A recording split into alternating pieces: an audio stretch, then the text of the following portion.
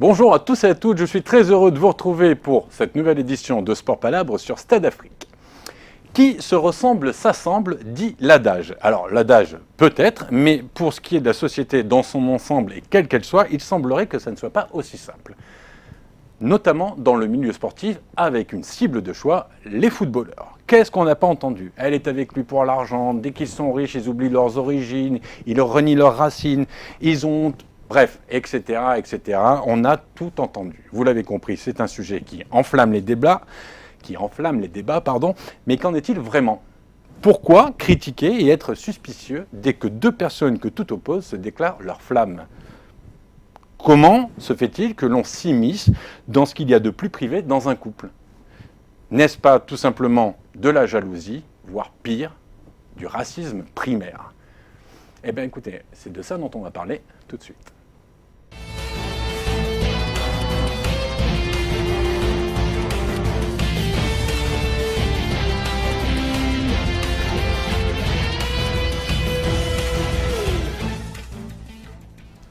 Alors pour parler d'un débat aussi enflammé, enfin du moins je l'espère, j'ai le plaisir d'accueillir mon camarade Yann Balikouzou. Salut Yann. Salut Laurent. Agent NBA et agent FIBA, ça va être de la caution américaine, afro-américain, on risque de parler un peu anglais. Et pour la première fois, j'ai l'immense plaisir et le privilège d'accueillir Shailene Malik. Bonjour Shailene. Salut Laurent. Ex-volleyeur pro, C'est ça. journaliste. C'est ça. Je vais commencer avec vous Shailene. Avant de regarder le premier sujet d'Harold Montero, Shailene, est-ce qu'en 2019, il est plus difficile d'être un couple mixte? Non, il est moins difficile, je trouve. Ouais. Je pense que moi, je suis issue de parents mixtes. Vous êtes une métisse, non? Je suis métissée Ouais. et je suis une 87, donc à mon époque, c'était un peu plus compliqué. Ouais. Je voyais pas de personnes, de parents mixtes autour de moi, mais maintenant, j'ai l'impression que c'est une mode. Ah oui, on va... Yann, vous n'êtes pas métisse, hein? A priori, non. Voilà. Est-ce que pour vous, c'est plus compliqué? Non, pareil, vous pensez que c'est plus facile? Je pense que c'est comme tout, avec l'air du temps, c'est plus facile, ça se démocratise. Mais c'est vrai qu'il y a des petites résistances. On peut voir des choses sur les réseaux sociaux qui sont, on peut dire, consternantes ou qui interrogent. On va dire qui interrogent plus. Alors, peut-être que j'ai mal posé la question. Est-ce que c'est plus difficile en 2019 d'être un couple mixte quand on est riche et célèbre et qu'on est un sportif? C'est peut-être pas plus compliqué, je pense que c'est plus simple. Je pense que c'est peut-être moins bien accepté par certaines personnes. Voilà. Toujours les mêmes? Souvent, de ce que je peux voir sur les réseaux. Ouais, et le fait que la vie, que les personnes puissent parler sur le couple, sur la mixité, leur droit de parler ou pas sur le fait que la femme soit de la même origine que le mari ou pas, c'est du fait qu'ils aient une autorité aussi. Les gens, donc la parole est plus libre parce qu'ils sont plus exposés. Ils sont connus, que... donc forcément les gens les regardent. S'ils étaient moins connus dans la rue, on n'y ferait pas attention. Non, ouais, il y en a pas. Donc en fait, alors, c'est la question qu'on va se poser, c'est le titre de l'émission, est-ce que c'est du racisme ou de la jalousie? Déjà, on va regarder le sujet d'Harold Montero qui revient un petit peu sur tout ça et qui va nous donner quelques exemples tout de suite. Les mariages mixtes sont très présents et font beaucoup parler dans le sport. Football, basket, sport de combat, golf, les hommes noirs sont très attirés par les femmes blanches. C'est un sujet sensible qui fait beaucoup de jaloux mais qui devrait aider à lutter contre le racisme. Paul Pogba, milieu international français de Manchester United, a eu un enfant avec sa fiancée Maria Salouès. Dans le basketball, Tim Duncan, ancien pivot des San Antonio Spurs, a eu 2 enfants avec Amy Duncan durant leurs 12 années de mariage. En golf, Tiger Woods a eu 2 enfants avec l'ancienne mannequin suédoise Elin Nordegren et avec qui il a été marié pendant 7 ans. Le multiple champion de MMA John Jones n'est pas marié mais en couple avec JC Moises qui a porté ses 3 enfants. Il existe aussi de grands sportifs avec des femmes noires. Le footballeur Samuel Eto'o est marié avec Georgette Eto'o et a eu 5 enfants avec elle. Didier Drogba a eu 3 enfants avec Diakité Lala qui est sa femme depuis 2011. L'ailier fort des Lakers, LeBron James, a eu 3 enfants avec Savannah James, sa femme depuis 2013. Le numéro 3 de Miami Heat, Dwayne Wade, s'est marié 2 fois avec une femme noire, entre 2003 et 2010, puis en 2014 avec l'actrice Gabrielle Union. D-Wade a eu 3 enfants. Un grand nombre d'exemples et contre-exemples existent, mais chacun est libre de ses choix. La femme blanche n'est pas forcément supérieure à la femme noire, et la femme noire n'est pas supérieure à la femme blanche. Ce n'est qu'une question de commodité. Bon, alors, comme le sujet enflamme, même pendant la diffusion du sujet, ça a parlé dans tous les sens. D'abord, Shailene, vous voulez rectifier quelque chose concernant Samuel Eto'o, je crois? Alors Samuel Eto'o, il n'a pas, vous avez dit 6, 7, combien 5 d'enfants enfants. 5 enfants. Il n'a pas 5 enfants avec sa femme, avec qui il est aujourd'hui. Il a, je crois, 2 enfants avec elle. Il en a 2 avec une autre. Et un, si je ne me trompe pas, avec une autre personne. Mais ce qui est sûr, c'est que ce n'est pas avec la même personne. Hein, 5 enfants. Bon, ça concerne Samuel Eto'o. Quand on voit le sujet là d'Harold, à chaque fois, comme vous disiez avant le sujet tout à l'heure, Yann, ce sont des sportifs riches, célèbres, donc on fait un focus là-dessus. Est-ce qu'en fait, quelque part, finalement, ce ne sont pas les sportifs, les joueurs, ces athlètes qui sont des proies faciles? En fait, je dirais pas ça. Je dirais non, c'est pas spécialement des proies faciles. Faut se mettre un peu à leur place. On va prendre le cas des footballeurs, parce que je me souviens d'un photomontage qui tournait sur les footballeurs de l'équipe de France, les footballeurs noirs de l'équipe de France, qui étaient quasiment tous avec des femmes blanches. Faut prendre un peu la psychologie du footballeur, on va dire, ou leur manière d'évoluer. Il faut savoir qu'ils partent en centre de formation très jeunes. Ils partent en province. C'est peut-être pas des coins où il y a spécialement beaucoup de femmes noires. Donc, au moment où ils se développent à l'adolescence, où les belles filles pour eux sont celles qu'ils rencontrent, il y a peut-être plus de blanches qui sont là. Et peut-être que pour eux, c'est aussi une ascension sociale. Je ne suis pas sociologue, mais il y a peut-être Alors cet ça, on va en aspect-là parler. aussi. Shane, je me souviens que quand je vous avais contacté pour parler justement du sujet et vous inviter, vous m'aviez dit, oui, mais il faut préciser qu'il y a aussi un conflit de génération entre les joueurs de maintenant, qui vivent entourés de jeunes femmes qui font partie de la diversité, par rapport à leurs parents qui viennent du pays, qui n'ont connu, eux, c'est dans la tradition d'être avec une femme noire, qui se ressemble, s'assemble, et qu'il y avait déjà, ce conflit, il partait déjà à partir de là, quoi. Bah moi, comme je vous disais tout à l'heure, je l'ai vécu. Moi, mon père est pakistanais et ma mère est algérienne. Donc je pense que c'est pareil pour eux. Nos parents, qui sont pas nés en France comme nous, qui n'ont pas grandi, nous, on ne voit pas de différence entre un noir, un arabe, peu importe. C'est un Français. Donc on va avoir la même langue, on va avoir la même culture, on a la même éducation à peu près. Jusqu'à un certain âge. Voilà, jusqu'à un certain âge. Nos parents, eux, moi, mon père, il avait une culture complètement pakistanaise et ma mère avait une culture complètement algérienne. Et le problème, d'ailleurs, ça coûtait leur divorce, c'est qu'ils ne s'entendaient pas au niveau culturel. Il y avait de grosses différences. Et je pense que les parents veulent protéger les enfants en les conseillant de se marier avec des personnes issues de la même origine. Vous êtes en train de me dire que si vos parents avaient votre âge aujourd'hui, ils pourraient vivre plus longtemps. La tradition et la différence culturelle fait que ça poserait moins de problèmes maintenant? Ah oui, ça aurait moins posé de problème, ouais. Ouais. Moi, je pense que ça vient de l'endroit d'où on vient, en fait. Ici, en France, on grandit tous ensemble. Oui. C'est un peu ce que Shahine disait. On grandit tous ensemble, donc on a un socle commun. Deux personnes qui ont grandi à 2 endroits différents, elles ont des socles totalement différents. Si Shahine avait grandi, je sais pas, au Pakistan ou en Algérie, elle penserait peut-être pas la même chose. Il y a une chose aussi que je tiens à dire, et je comprends aussi, parce que mon père, quand il me disait, je le comprenais. Les parents, les grands-parents, les ancêtres, quand on parle de métissage, on parle de division. Le père est d'une origine, la mère est d'une autre origine. L'enfant va être quoi? L'enfant va parler quelle langue? Il va assimiler quelle culture?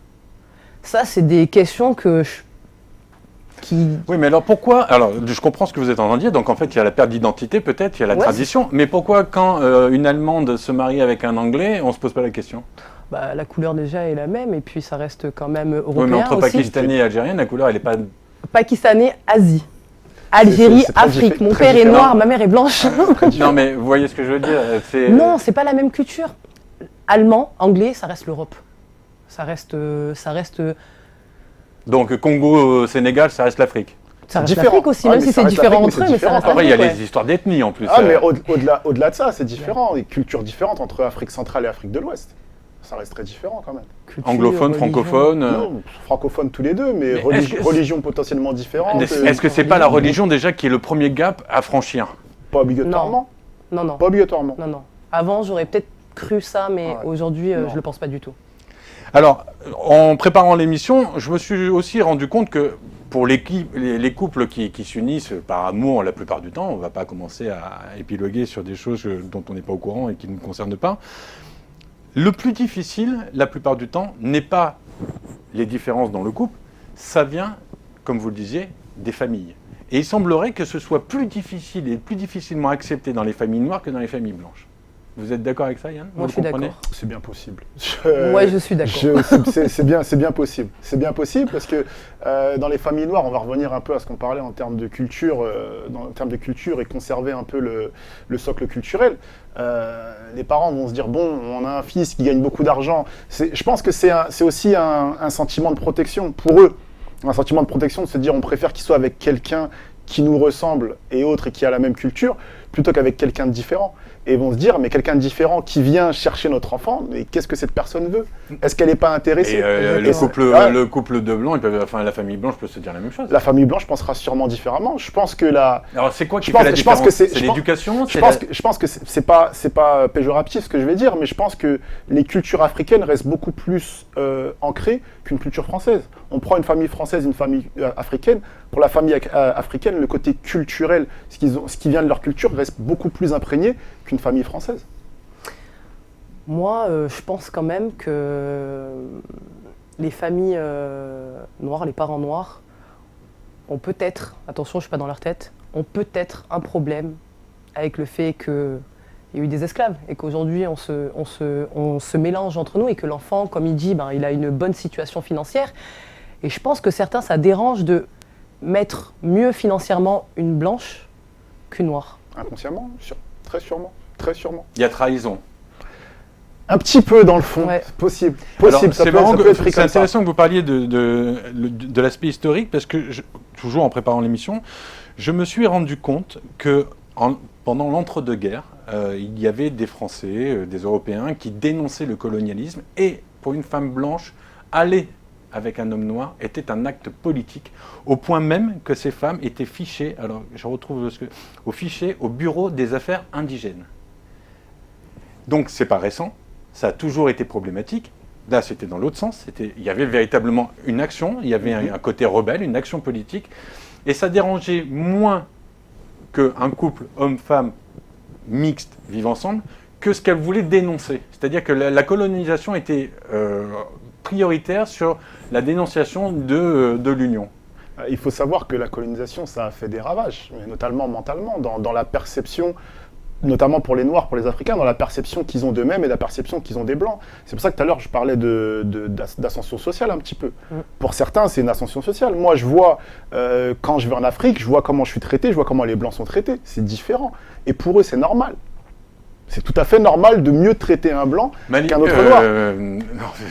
Yann, on a déjà fait plusieurs émissions ensemble sur des thèmes différents et on revient toujours sur la même chose. Ce côté, ce complexe, il faut l'appeler ainsi, que les générations précédentes n'arrivent pas à dépasser. Est-ce que justement ces joueurs de foot dont on parle, qui ont entre 20 et 30 ans, eux dépassent ce complexe et refusent parce qu'ils se sont éloignés de la colonisation, ils se sont éloignés, de par leur histoire et leur âge, ils se sont éloignés un petit peu de l'esclavagisme et tout ça. Est-ce qu'eux, ils y vont sans complexe en disant « mais moi aussi j'ai le droit », comme je disais tout à l'heure, entre un anglais et une... Moi, je pense qu'ils ne se posent pas du tout de questions comme nous, on se pose actuellement là. Ils vivent vraiment leur histoire d'amour ou, attention, on n'est pas dedans, c'est une histoire d'intérêt, parce que ça existe aussi. Bien sûr. Ils vivent leur histoire en tout cas, mais que ce soit footballeur. En tout cas, je vais plus parler pour les footballeurs parce que je connais plus, on va dire, ce milieu. Mais que ce soit dans le basket ou quoi, moi qui suis ancienne volleyeuse sportive, l'homme, quand il rentre en centre de formation, il quitte toute sa famille. Il perd l'image maternelle. Donc il va se faire éduquer et son propre exemple, ça va être des hommes les professionnels, ceux qui sont déjà pros en équipe 1.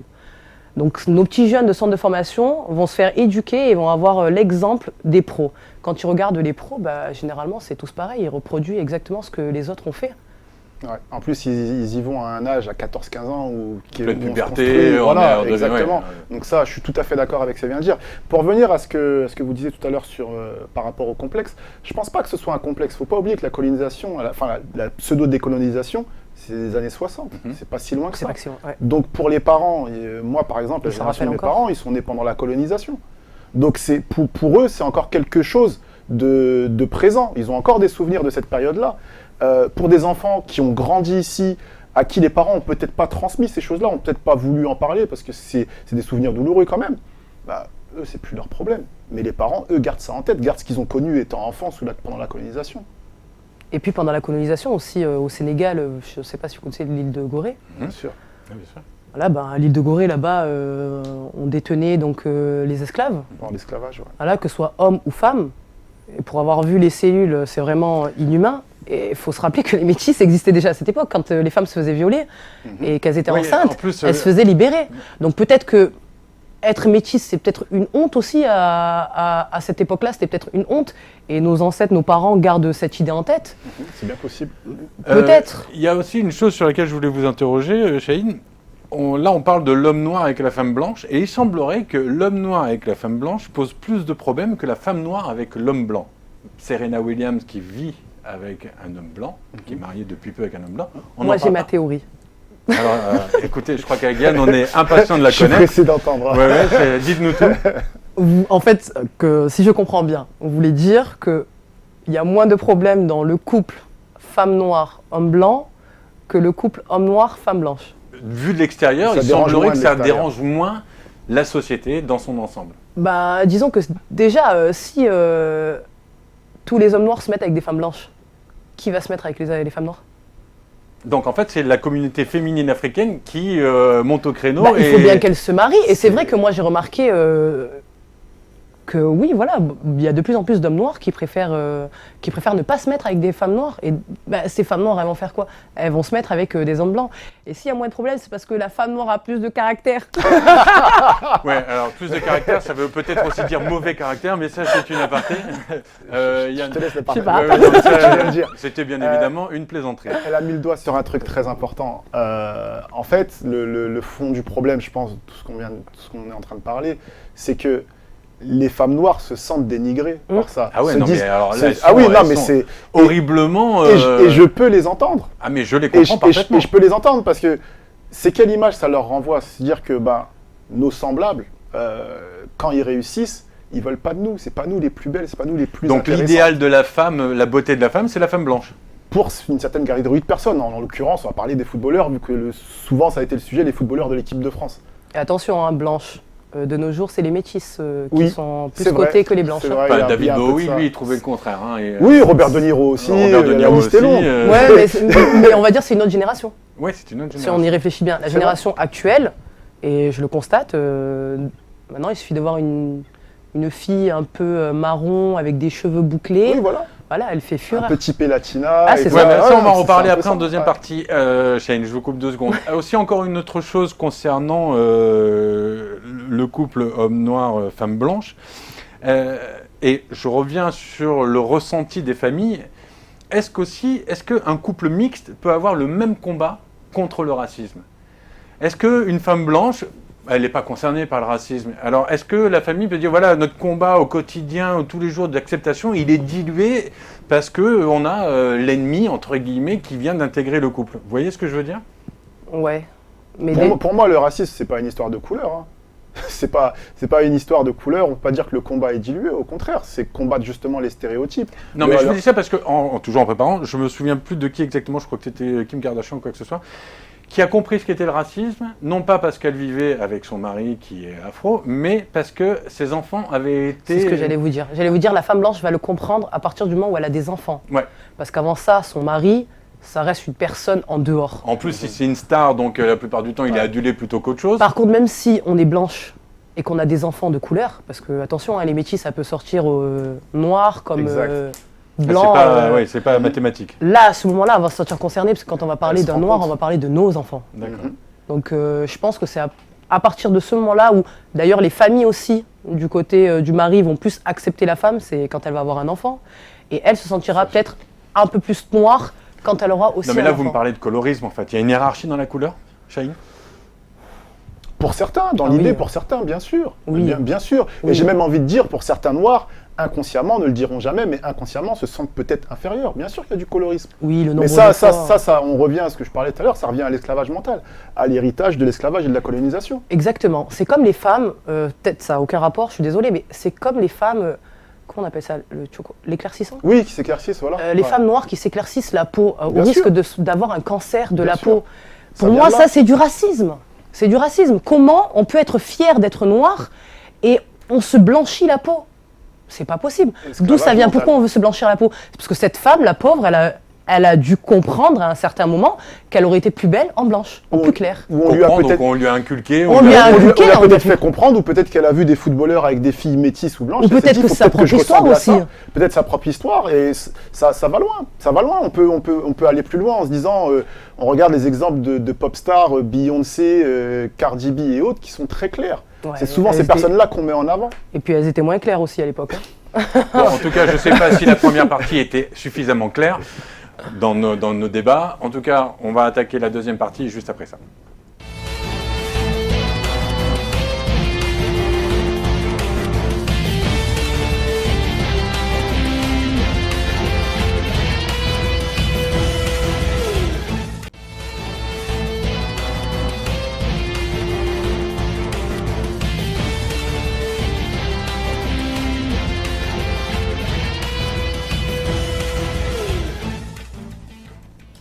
Sport Palab, deuxième partie. Couple mixte, jalousie ou racisme. Bon, vous avez compris qu'on était sur un débat qui soulevait pas mal de questions. Toujours accompagné de Chahine, toujours accompagné de Yann. Même pendant la pub, ils n'ont pas arrêté, donc on va reprendre comme c'était. Là, on va parler... Bon, je vais vous donner...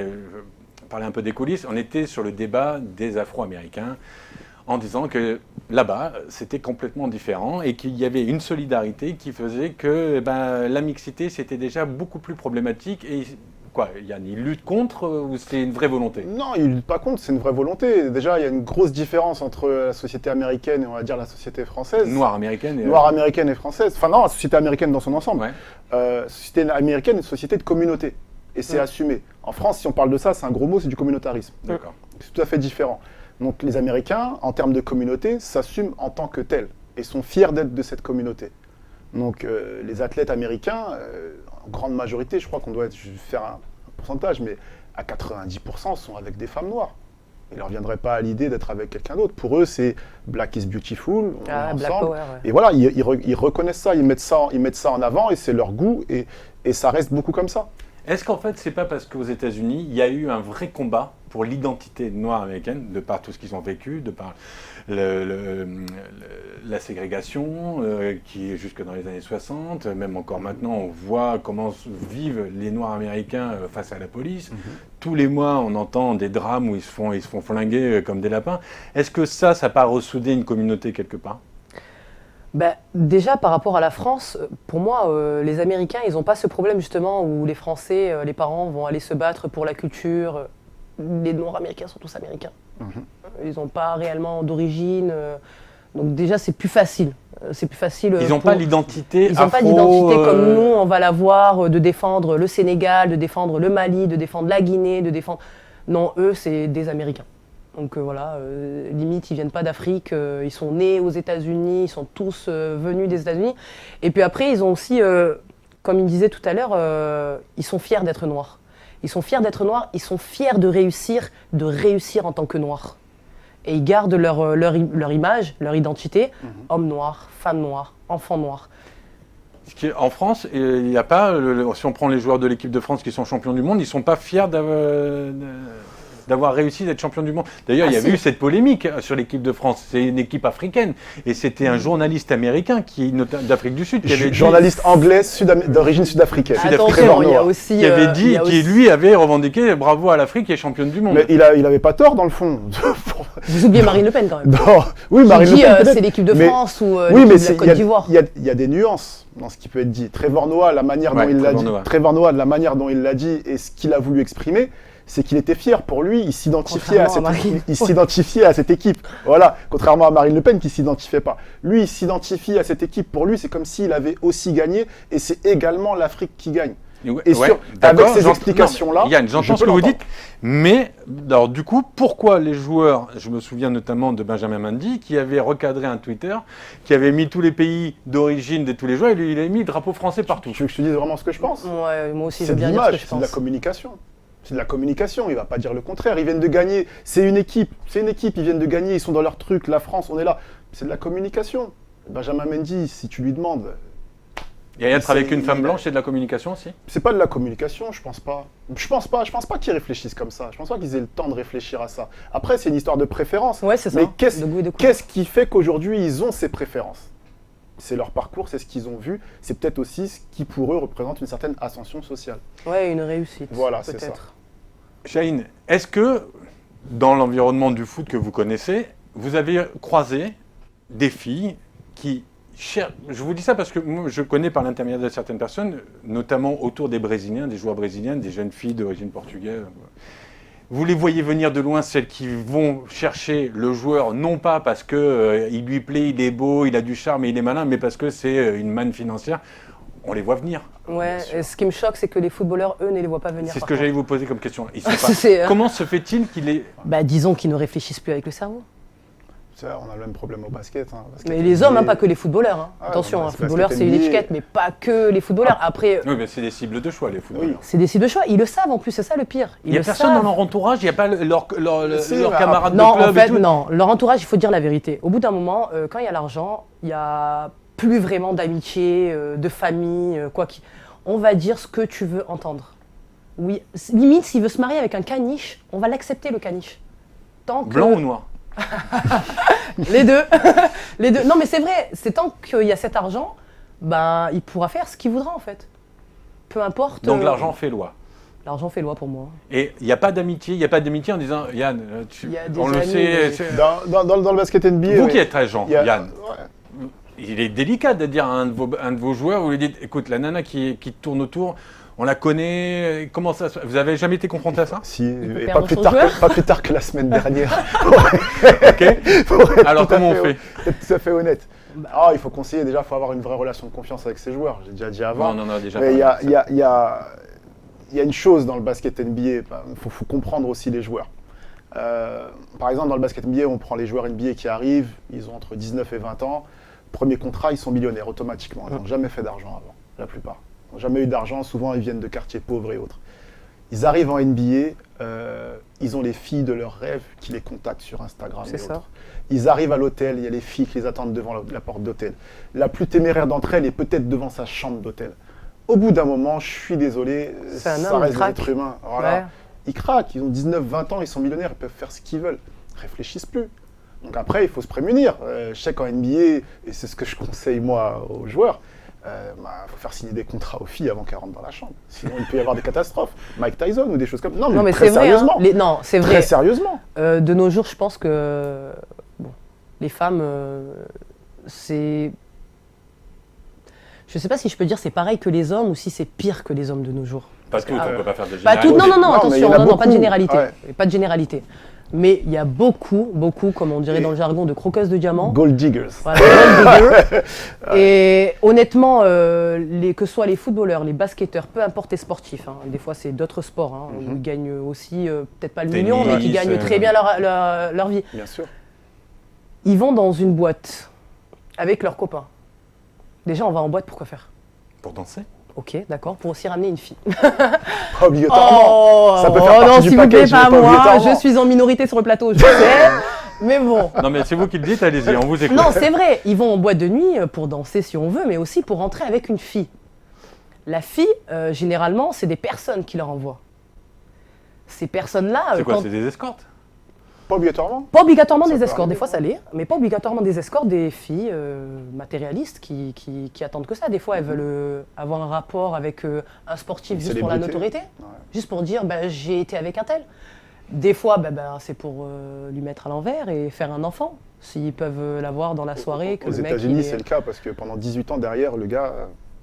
Bah Ouais, ouais. tout ce qui Ah est- oui, aux États-Unis, c'est un sport. Mais alors justement, C'est un dit sport. là on aborde le côté des enfants. Est-ce que la limite acceptable pour, alors, on va revenir à ce qu'on disait tout à l'heure, pour les familles, pour l'environnement, c'est, bon, tant qu'ils s'amusent avec elles, c'est pas grave, mais à partir du moment où il y a l'enfant, là on rentre dans quelque chose d'autre, et on parlait de couleur. Donc une femme blanche, un homme noir, une femme noire, un homme blanc, on arrive et on se retrouve avec un enfant métis. Est-ce que le métissage est bien vu dans une famille noire africaine traditionnelle? Est-ce que c'est pas, je pense toujours à Bob Marley qui était en fait un enfant métis qui était rejeté par ses frères et sœurs parce que sa mère, je crois qu'elle était Anglaise. par un colonel anglais, le père, enfin elle était femme de ménage et Des elle choses avait comme ça. bon. Comment est apprécié, vous qui êtes métisse, comment t'appréciez un enfant métis dans une famille, en delà de faire des jolies photos et genre j'ai le plus bel enfant du monde? Non, après, il faut pas quand même s'imaginer des trucs. L'enfant métis, il a 2 parents, il a un père et une mère, et la famille, peu importe leur volonté pour leur enfant, ils aiment leur enfant. Peu importe. Non mais là on parle des parents directs, des ascendants directs, mais les grands-parents et autres. Mais les grands-parents, c'est pareil, ils vont aimer l'enfant du footballeur, du basketteur, de celui qui fait vivre toute la famille.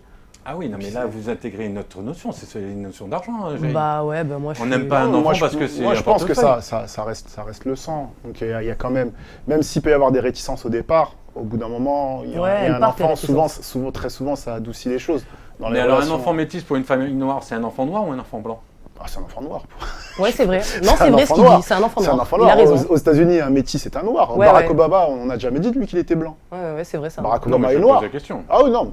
Non, mais de toute manière, si c'est pas blanc, ah oui, l'enfant est noir. Pour une famille noire, un enfant métis est noir. Alors maintenant, maintenant qu'on est bien chaud, on va aller attaquer un sujet bien particulier.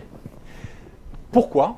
Parce que clairement, on a un peu abordé le sujet tout à l'heure. Pourquoi il y a pour les femmes noires, ce sentiment de rejet? Quand un homme noir délaisse totalement, et qu'on le voit qu'au bras d'une femme blanche, pourquoi les femmes noires considèrent qu'il y a un rejet, alors que ces hommes noirs ont des mères qui sont noires, ont des sœurs qui sont noires?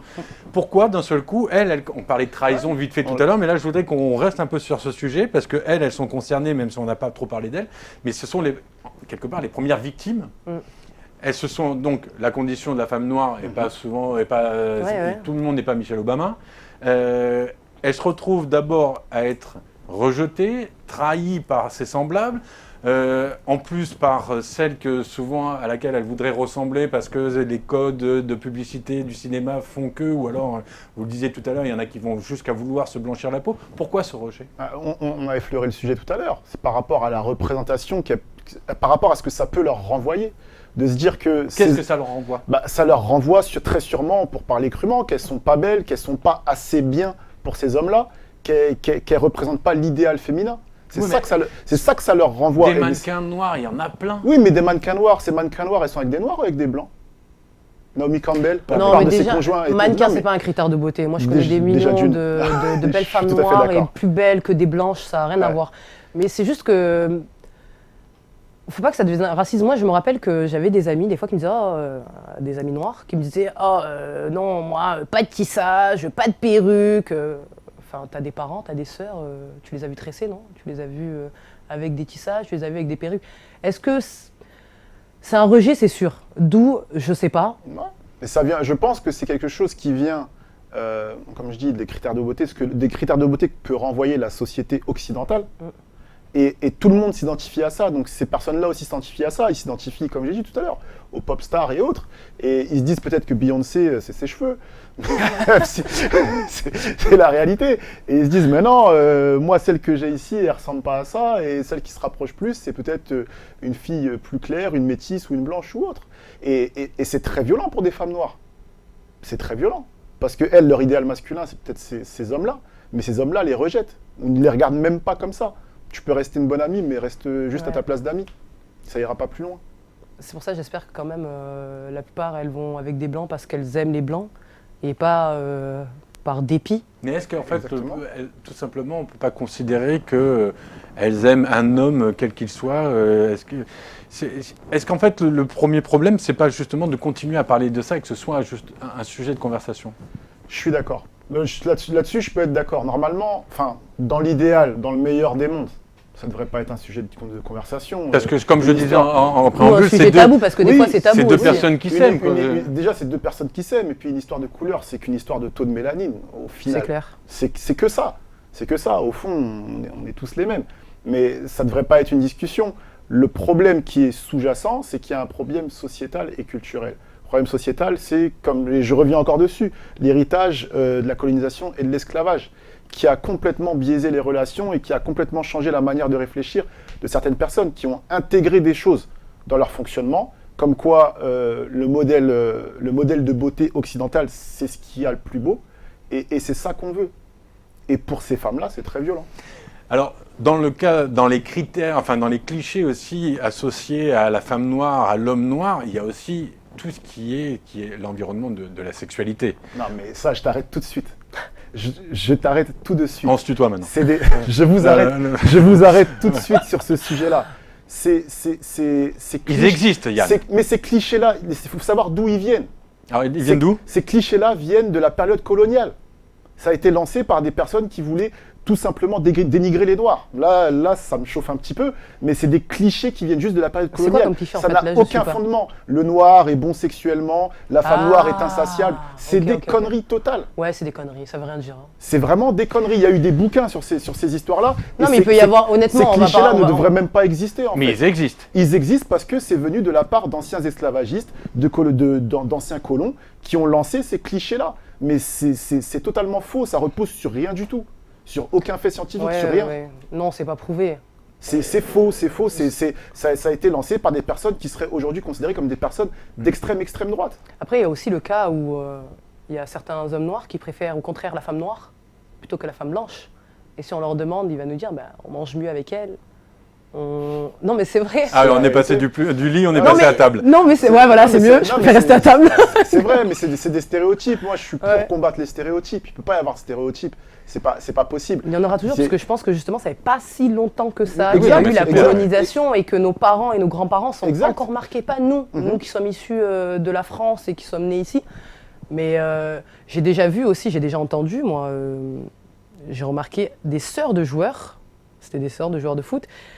En fait, ce qui les dérangeait, la femme est de la même origine que le mari, hein. Ils sont sénégalais tous les deux. Les sœurs jalousent la femme, en fait. Pourquoi? Parce qu'elles se disent, en fait, mon frère met mieux financièrement une étrangère plutôt que son sang. Donc là, on revient sur l'aspect financier. Problème financier. Ah, il y aura toujours l'aspect C'est- financier. c'est un problème- Honnêtement, problème financier. c'est un gros problème. Problème Je financier. vais même pas dire, pardon, j'ai touché le Bah, micro. le problème, c'est que aux États-Unis, en NBA, il y a le même souci. Ce que je disais tout à l'heure, des personnes qui n'ont jamais rien eu, qui deviennent riches très vite. Non, mais ça, même Mais- si on n'est pas noir, ça. Mais l'entourage, oui, mais même si on n'est pas noir. Yann, ceux mais qui gagnent au l'entourage- loto du jour au lendemain, qui n'ont aucune notion de ce que c'est, ils pètent un plomb. Mais c'est tout le monde. l'entourage aussi pète un plomb. Mais ce que je veux dire, ça explique juste l'exemple qu'elle vient de donner. Ouais. C'est vraiment un exemple financier qui vient mettre Donc la dynamique. poutre de Bamako, on oublie. C'est de la connerie. C'est pour des films. Je vois que vous avez des références. Non, mais j'ai préparé l'émission. Bon, on va bientôt arriver au terme de cette émission qui était...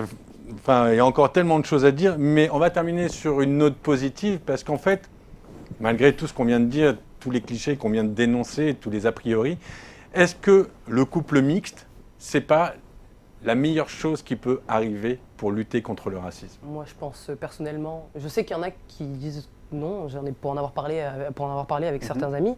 Moi, je pense vraiment que oui, c'est ce qui va aider. Vous savez, il y a un truc qui est pas clair aussi. On n'arrête pas de dire oui, si on écoute Marine Le Pen, oui, l'équipe de France, c'est à l'image de la Côte d'Ivoire. Mais la colonisation, je suis désolée, quand vous avez créé un pont et que vous êtes venu dans nos pays, le pont, il n'allait pas être que dans un seul sens. Il est à double sens. Donc aujourd'hui, il faut accepter qu'il y ait toutes les origines, et c'est ce qui fait la richesse de la France pour moi. Cette beauté, c'est qu'il y a toutes les origines dans notre pays. Et pour avoir visité plusieurs pays, on ne trouve pas ce mélange culturel dans notre pays.